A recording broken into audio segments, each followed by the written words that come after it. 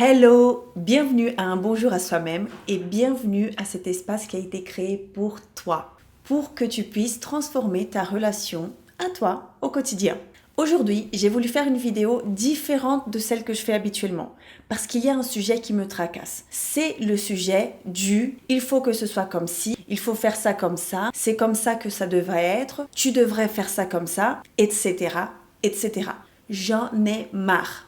Donc, j'ai envie de te parler de ça aujourd'hui pour qu'on puisse nous connecter à ce qui est vrai pour nous et que toi, tu puisses te connecter à ce qui est vrai pour toi. On y va ?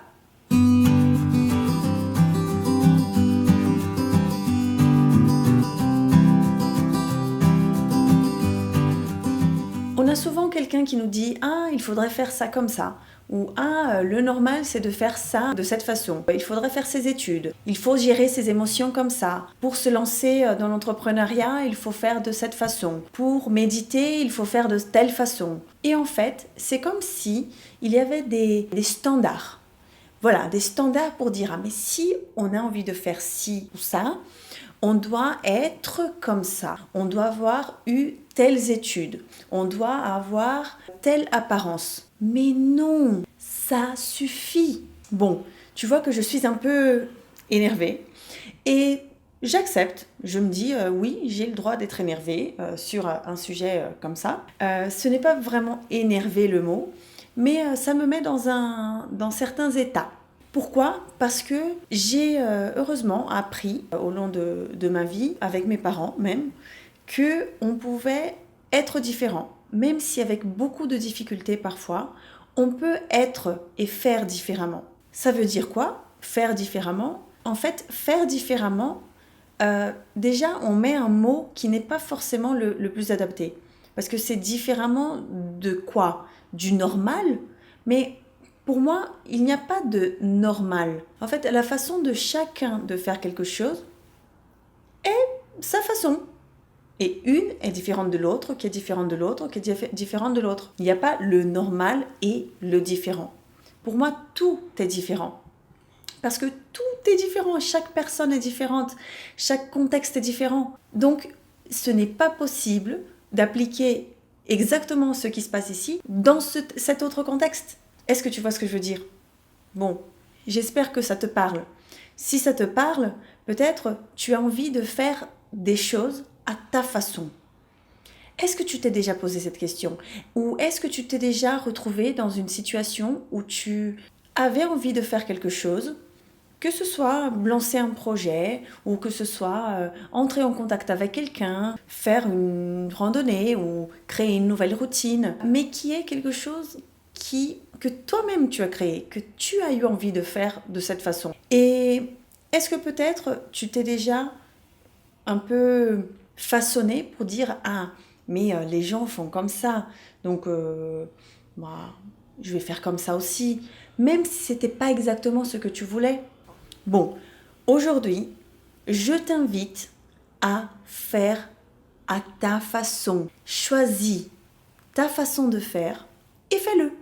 Dans ma vie personnelle, j'ai plusieurs exemples de domaines dans lesquels j'ai choisi de suivre ce que je voulais à ma façon. L'entrepreneuriat, la façon d'éduquer ma fille, la façon de me relationner dans ma relation avec mon mari, mon lieu de vie, mon job et plein d'autres choses en fait. Alors, ce n'était pas facile dès le départ de me dire « Ah bah oui, je vais faire à ma façon ». Bien sûr, au départ, j'écoutais beaucoup les gens. J'essayais de me façonner parce que ça paraît plus simple en fait. Et finalement, j'ai compris que ce n'était pas plus simple. Parce qu'à l'intérieur, je me sentais mal, je me sentais dans l'incohérence parce que je voulais faire autrement. Et donc, j'ai commencé petit à petit, pas à pas, de faire à ma façon. Bien sûr, je n'ai pas dit à partir de maintenant, je fais tout à ma façon, à l'inverse de la société, tout est possible, etc. Je me suis dit non, bon, je choisis une première chose à faire. C'était par exemple de quitter mon poste en CDI pour passer plus de temps avec mes proches. C'était fondamental pour moi, pour entreprendre, car c'est ce que j'ai toujours voulu, et pour entreprendre ensuite à ma façon. Et tout ça, en fait, ça a été très progressif. j'ai pu petit à petit comprendre ce qui fonctionnait, ce qui ne fonctionnait pas, mais j'ai dû faire des choix. J'ai dû parfois arrêter d'écouter ce qu'on me disait pour m'écouter moi-même, parce que souvent, en écoutant ce que les autres disent, on arrête de s'écouter. C'est là où je commençais à sentir un inconfort. Donc tout ça pour dire que oui, on a plein d'étiquettes, de standards, entre guillemets, de façons conventionnelles de faire, mais qu'on n'est pas obligé de suivre. On peut faire à notre façon. Et c'est ça qui nous met en avant notre unicité. Chaque personne va faire d'une façon différente et ça nous met énormément déjà en valeur par rapport à nous-mêmes parce qu'on est plus proche de ce qu'on veut vraiment et même vis-à-vis des autres personnes, du collectif parce qu'on va se présenter en plus grande authenticité. Donc voilà, j'ai voulu parler de ça parce que je veux te dire, tu peux faire à ta façon. Peu importe si ce n'est pas ce qu'un tel fait ou que l'autre fait. Si ça a du sens pour toi et tu vois petit à petit que ça apporte du résultat, bah fais-le, commence. Déjà, commence. Parce que plus on imite les autres et on se compare aux situations des autres alors que ce ne sont pas du tout les mêmes situations, on laisse de côté quelque chose qui est en nous et auquel on ne fait pas attention.